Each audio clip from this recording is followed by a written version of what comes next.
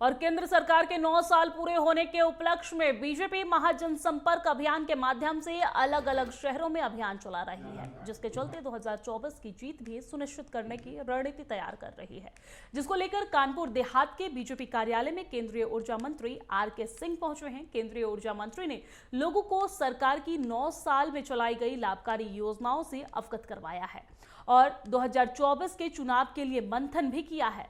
कानपुर देहात से ये तस्वीरें भी हम आपको दिखा रहे हैं, जहां पर केंद्र सरकार के 9 साल पूरे हो चुके हैं और 9 साल पूरे होने पर लगातार जनसंपर्क अभियान चलाया जा रहा है और महाजनसंपर्क अभियान के तहत अलग अलग जगहों पर अलग अलग तरह की तस्वीरें निकलकर सामने आ रही है। कानपुर देहात से ये तस्वीर आपको दिखा रहे हैं, जहां पर प्रेस कॉन्फ्रेंस करते नजर आ रहे हैं और इस दौरान केंद्रीय ऊर्जा मंत्री कानपुर देहात पहुंचे हैं, योजनाओं से लोगों को अवगत करवाया है। प्रेस कॉन्फ्रेंस करते हुए केंद्र सरकार की उपलब्धियों को, 9 साल की जो उपलब्धियां रही है उसको जनता के बीच रखने का काम किया है। ये तस्वीरें आपको दिखा रहे हैं, आप देख सकते हैं, जहां पर ऊर्जा मंत्री, केंद्रीय ऊर्जा मंत्री कानपुर देहात पहुंचे हैं और इस दौरान वो प्रेस कॉन्फ्रेंस करते नजर आ रहे हैं। केंद्र सरकार की योजनाओं को जन जन तक पहुंचाने का काम पूरे देश भर में किया जा रहा है। लगातार अलग अलग प्रदेश से, अलग अलग जगहों से अलग अलग तरह की तस्वीरें सामने आ रही है।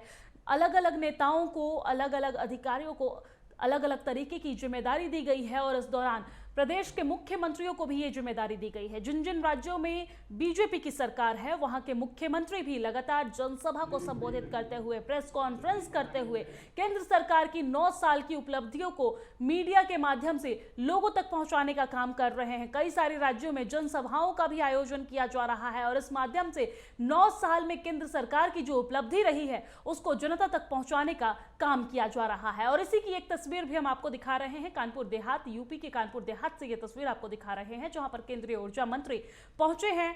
इस दौरान उन्होंने प्रेस कॉन्फ्रेंस करते हुए केंद्र सरकार की 9 साल की योजनाओं को जनता के बीच रखा है।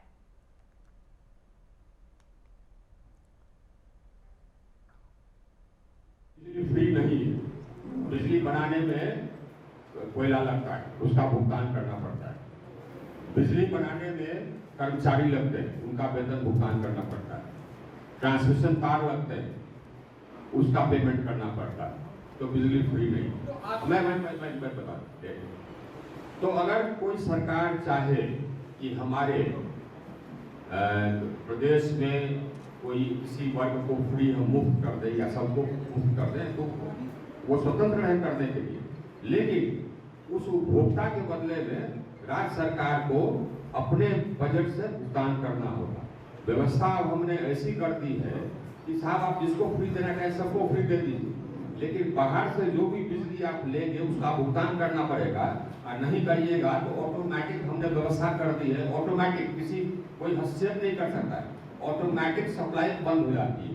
ये हुआ भी बीच में 13 डिस्ट्रीब्यूशन कंपनियों के सप्लाई ऑटोमेटिक स्विच ऑफ हो गए, क्योंकि उन्होंने बिजली जो लिया था उसका भुगतान नहीं किया।